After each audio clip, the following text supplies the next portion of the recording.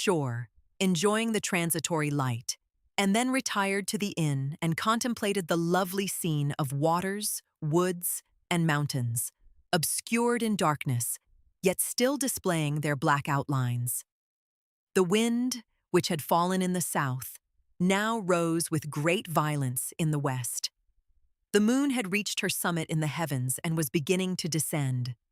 The clouds swept across it swifter than the flight of the vulture and dimmed her rays, while the lake reflected the scene of the busy heavens, rendered still busier by the restless waves that were beginning to rise. Suddenly, a heavy storm of rain descended. I had been calm during the day, but so soon as night obscured the shapes of objects, 1,000 fears arose in my mind. I was anxious and watchful, while my right hand grasped a pistol which was hidden in my bosom. Every sound terrified me, but I resolved that I would sell my life dearly and not shrink from the conflict until my own life or that of my adversary was extinguished. Elizabeth observed my agitation for some time in timid and fearful silence, but there was something in my glance which communicated terror to her, and trembling, she asked, "What is it that agitates you, my dear Victor? What is it you fear?" "Oh, peace, peace, my love," replied I. "This night, and all will be safe, but this night is dreadful, very dreadful." I passed an hour in this state of mind, when suddenly I reflected how fearful the combat which I momentarily expected would be to my wife, and I earnestly entreated her to retire, resolving not to join her until I had obtained some knowledge as to the situation of my enemy. She left me, and I continued some time walking up and down the passages of the house and inspecting every corner that might afford a retreat to my adversary. But I discovered no trace of him, and was beginning to conjecture that some fortunate chance had intervened to prevent the execution of his menaces, when suddenly I heard a shrill and dreadful scream. It came from the room into which Elizabeth had retired. As I heard it, the whole truth rushed into my mind. My arms dropped, the motion of every muscle and fiber was suspended. I could feel the blood trickling in my veins and tingling in the extremities of my limbs. This state lasted, but for an instant. The scream was repeated, and I rushed into the room. Great God! Why did I not then expire? Why am I here to relate the destruction of the best hope and the purest creature on earth? She was there, lifeless and inanimate, thrown across the bed, her head hanging down and her pale and distorted features half covered by her hair. Everywhere I turn, I see the same figure, her bloodless arms and relaxed form flung by the murderer on its bridal bier. Could I behold this and live? Alas, life is obstinate and clings closest where it is most hated. For a moment only did I lose recollection.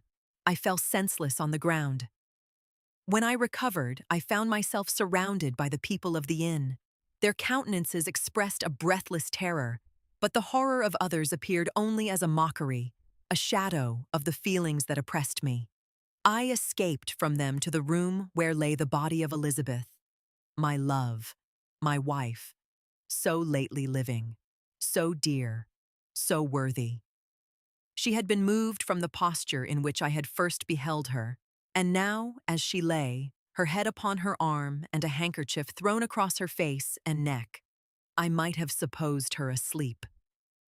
I rushed towards her and embraced her with ardor, but the deadly languor and coldness of the limbs told me that what I now held in my arms had ceased to be the Elizabeth whom I had loved and cherished. The murderous mark of the fiend's grasp was on her neck, and the breath had ceased to issue from her lips. While I still hung over her in the agony of despair, I happened to look up. The windows of the room had before been darkened, and I felt a kind of panic on seeing the pale yellow light of the moon illuminate the chamber. The shutters had been thrown back, and with a sensation of horror not to be described, I saw at the open window a figure the most hideous and abhorred. A grin was on the face of the monster, He seemed to jeer, as with his fiendish finger he pointed towards the corpse of my wife. I rushed towards the window, and drawing a pistol from my bosom, fired, but he eluded me, leaped from his station, and running with the swiftness of lightning, plunged into the lake. The report of the pistol brought a crowd into the room. I pointed to the spot where he had disappeared, and we followed the track with boats. Nets were cast, but in vain.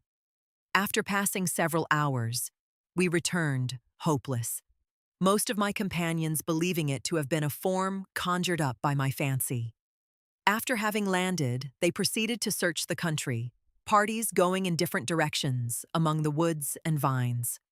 I attempted to accompany them and proceeded a short distance from the house, but my head whirled round, my steps were like those of a drunken man. I fell at last in a state of utter exhaustion. A film covered my eyes, and my skin was parched with the heat of fever. In this state, I was carried back and placed on a bed, hardly conscious of what had happened. My eyes wandered round the room as if to seek something that I had lost. After an interval, I arose, and as if by instinct, crawled into the room where the corpse of my beloved lay. There were women weeping around. I hung over it and joined my sad tears to theirs. All this time, no distinct idea presented itself to my mind, but my thoughts rambled to various subjects, reflecting confusedly on my misfortunes and their cause. I was bewildered, in a cloud of wonder and horror. The death of William, the execution of Justine, the murder of Clerval, and lastly, of my wife. Even at that moment, I knew not that my only remaining friends were safe from the malignity of the fiend. My father, even now, might be writhing under his grasp, and Ernest might be dead at his feet. This idea made me shudder and recalled me to action. I started up and resolved to return to Geneva with all possible speed. There were no horses to be procured, and I must return by the lake, but the wind was unfavorable, and the rain fell in torrents. However, it was hardly morning, and I might reasonably hope to arrive by night. I hired men to row and took an oar myself, for I had always experienced relief from mental torment in bodily exercise.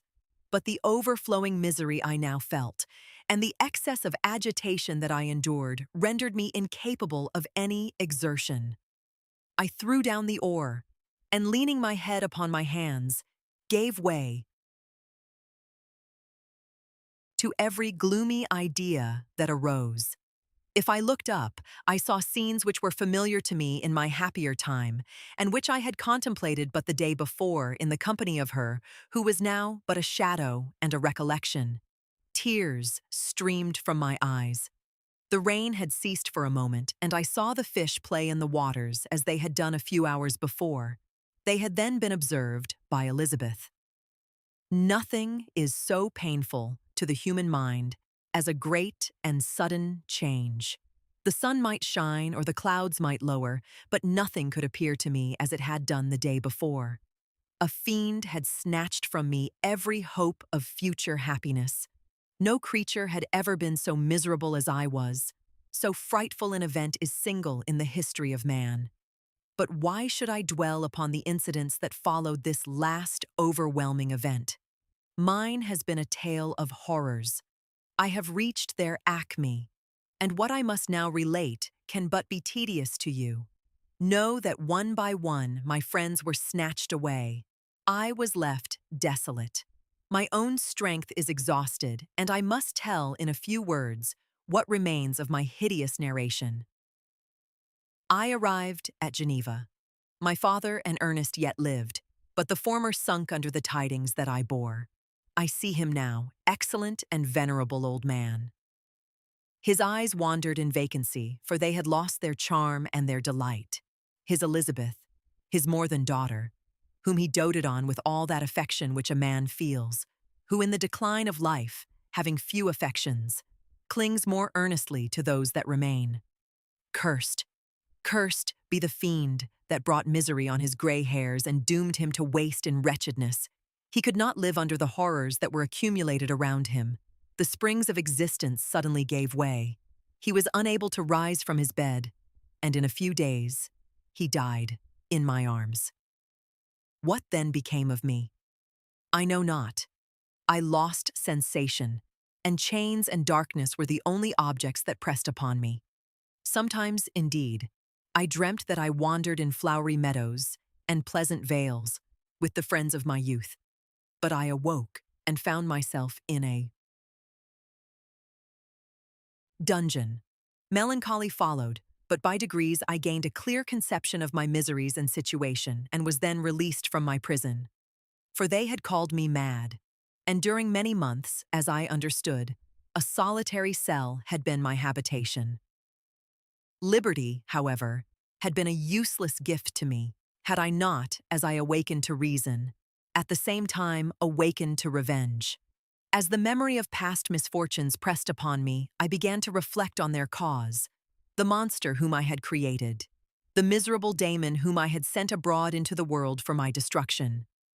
I was possessed by a maddening rage when I thought of him, and desired and ardently prayed that I might have him within my grasp, to wreak a great and signal revenge on his cursed head. Nor did my hate long confine itself to useless wishes. I began to reflect on the best means of securing him, and for this purpose, about a month after my release, I repaired to a criminal judge in the town and told him that I had an accusation to make, that I knew the destroyer of my family, and that I required him to exert his whole authority for the apprehension of the murderer. The magistrate listened to me with attention and kindness. "Be assured, sir," said he, "no pains or exertions on my part shall be spared to discover the villain." "I thank you," replied I. "Listen, therefore, to the deposition that I have to make. It is indeed a tale so strange that I should fear you would not credit, it were there not something in truth which, however wonderful, forces conviction. The story is too connected to be mistaken for a dream, and I have no motive for falsehood." My manner as I thus addressed him was impressive but calm. I had formed in my own heart a resolution to pursue my destroyer to death, and this purpose quieted my agony and for an interval reconciled me to life. I now related my history briefly, but with firmness and precision, marking the dates with accuracy and never deviating into invective or exclamation. The magistrate appeared at first perfectly incredulous, but as I continued, he became more attentive and interested. I saw him sometimes shudder with horror. At others, a lively surprise, unmingled with disbelief, was painted on his countenance. When I had concluded my narration, I said, "This is the being whom I accuse and for whose seizure and punishment I call upon you to exert your whole power. It is your duty as a magistrate, and I believe and hope that your feelings as a man will not revolt from the execution of those functions on this occasion." This address caused a considerable change in the physiognomy of my own auditor. He had heard my story with that half kind of belief that is given to a tale of spirits and supernatural events. But when he was called upon to act officially in consequence, the whole tide of his incredulity returned. He, however, answered mildly, "I would willingly afford you every aid in your pursuit, but the creature of whom you speak appears to have powers which would put all my exertions to defiance. Who can follow an animal which can traverse the sea of ice and inhabit caves and dens where no man would venture to intrude? Besides, some months have elapsed since the commission of his crimes, and no one can conjecture to what place he has wandered or what region he may now inhabit. I do not doubt that he hovers near the spot which I inhabit, and if he has indeed taken refuge in the Alps, he may be hunted like the chamois and destroyed as a beast of prey. But I perceive your thoughts. You do not credit my narrative and do not intend to pursue my enemy with the punishment which is his desert." As I spoke, rage sparkled in my eyes. The magistrate was intimidated. "You are mistaken," said he. "I will exert myself, and if it is in my power to seize the monster, be assured that he shall suffer punishment proportionate to his crimes. But I fear, from what you have yourself described to be his properties, that this will prove impracticable, and thus, while every proper measure is pursued, you should make up your mind to disappointment. That cannot be, but all that I can say will be of little avail. My revenge is of no moment to you. Yet, while I allow it to be a vice, I confess that it is the devouring and only passion of my soul. My rage is unspeakable when I reflect that the murderer, whom I have turned loose upon society, still exists. You refuse my just demand. I have but one resource, and I devote myself, either in my life or death, to his destruction. I trembled with excess of agitation as I said this. There was a frenzy in my manner, and something, I doubt not, of that haughty fierceness which the martyrs of old are said to have possessed. But to a Genevan magistrate, whose mind was occupied by far other ideas than those of devotion and heroism, this elevation of mind had much the appearance of madness. He endeavored to soothe me as a nurse does a child, and reverted to my tale as the effects of delirium. "Man," I cried, "how ignorant art thou in thy pride of wisdom! Cease. You know not what it is you say." I broke from the house angry and disturbed, and retired to meditate on some other mode of action.